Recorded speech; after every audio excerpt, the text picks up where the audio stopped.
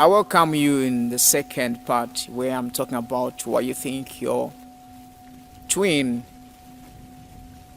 your twin counterpart is a twin flame. Oh, it's a narcissist. And don't forget to like and subscribe and drop the comment. Like I have said in the past, in a previous video or in part one, say you have been a narcissist by hiding, by being a nice person, and you've developed these characters.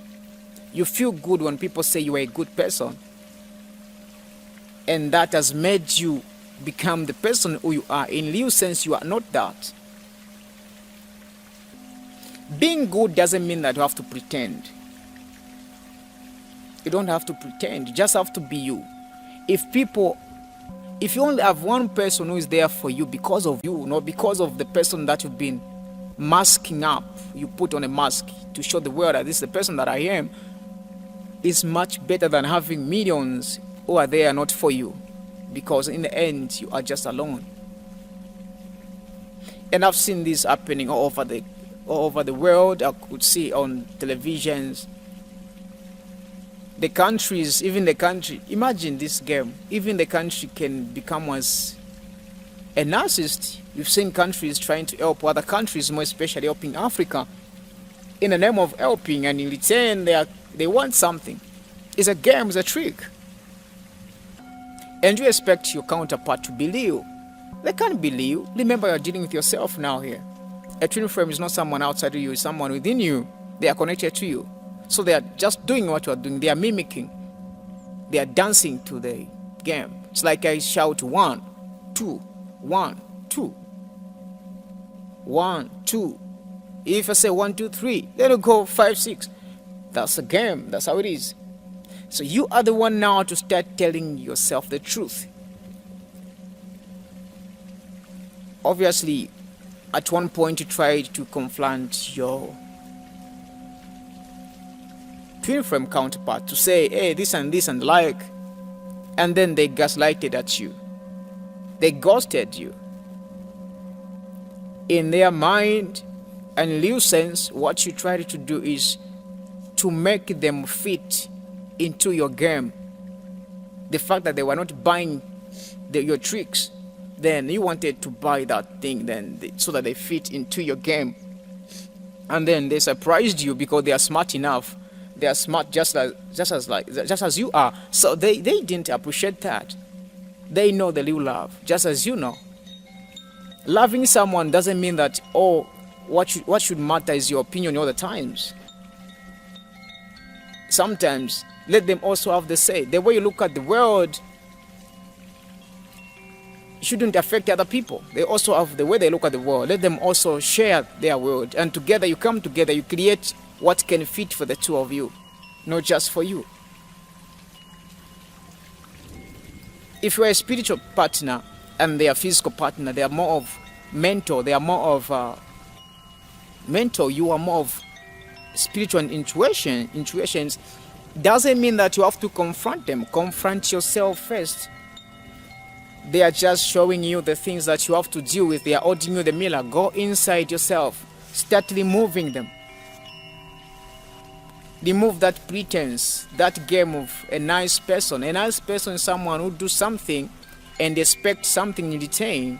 If they give something today, just know that you owe them. One day they'll come and ask for it in a different way. If you give them something, or maybe if a nice person gives someone something, it's because they want to buy the loyalty. They want to buy a friendship. They want to buy, like I said, loyalty. You can't say against them even when they do wrong. When you say against them, they'll be like, I've been helping this person. It's like trying to buy. You can't buy loyalty. If loyalty is bought, then what is loyalty?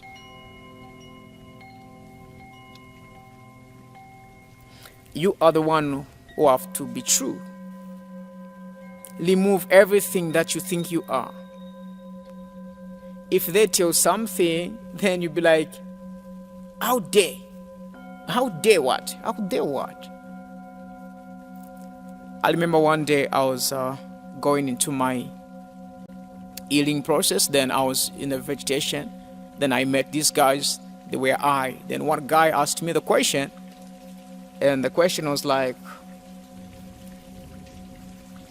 since God created everything in righteousness and perfection, there was no evil. How did Satan become evil? Who was Lucifer?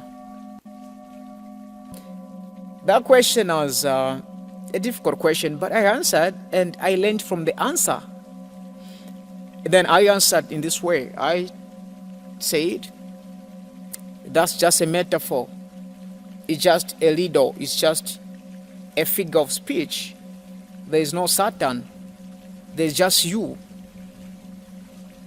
And this is how Satan became Satan.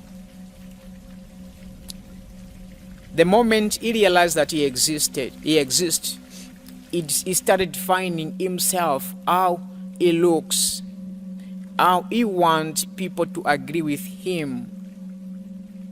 For someone to agree with me, to be in peace with me, has to do this and that and that.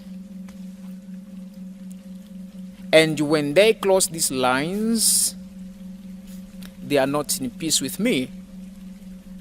That means he's creating conditions. He's creating conditions for you to be in good term with him. You have to do certain things. Failure to that, you are not in good terms with him. And that's self-worshiping now. He's saying, you should do this and that for you to be a friend to me. And this is what I've been doing. You've given this condition to other people to say, for them to continue receiving the thing that you provide, they have to do certain things. And once they fail, they are no longer good people. They are not reciprocating. And that's being a narcissist as well. When you talk about love, love is pure. And love is a force by itself, like I always say. You don't need another force to make it work. It does things the way it can do. When you put another force, you are abusing love, because love, it's a force on its own. It creates ways on its own. You don't have to help love. Let's love help itself. It's big enough to do things. Stop underestimating love. So now that you've created all those things, you are not operating in love. You are operating in control. You want to control things by playing tricks, by being a nice person. Love does not have condition. That's why it says love without condition. Agape love without condition. Someone doesn't have to be something to receive your love. If that's the person that you've been, then it's just the dark side of your game. The narcissist that you've created, the narcissist that you are seeing in your counterpart, in your twin, is the dark side of your karma. And if you reflect, obviously you've oppressed other people by the same games. And the people you think they broke your heart, they left, they did this and that. If you look closely and you observe, you realize to say you are the one who did that, because you wanted to take the full control. By being nice, you bought something for them. And then that same thing, when you saw them using it with other people, you got upset. You said, I bought you this. Hey, what? You are the narcissist. Your tricks are more dangerous than the narcissist who is coming out and gaslighting. Go deep. Wash yourself. Reflect. Realize. Learn from those things. Start removing them. And your twin will just start mirroring. It's like you've swept the house, it's so clean, and someone comes with putting on shoes, was working outside, and the shoe has got mud all over. The moment it reaches at the door, can tell to say, I think I can't walk in with shoes. You won't tell them to say, put off the shoe. They will just see to say, this room is swept, this house is swept. When you change, the other side also starts changing. You are not dealing with another person, you are dealing with yourself.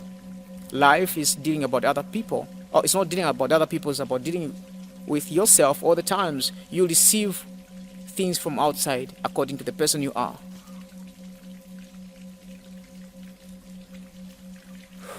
I know I've hurt you, but just have to hurt your feelings. I'm not here to make you like me. If you don't like me by telling you the truth, I don't care. I refuse to be a narcissist. Though in the same thing, I'm a narcissist by claiming me. I just have to say the truth. Don't forget to like, subscribe, and leave the comment if this is resonating with you.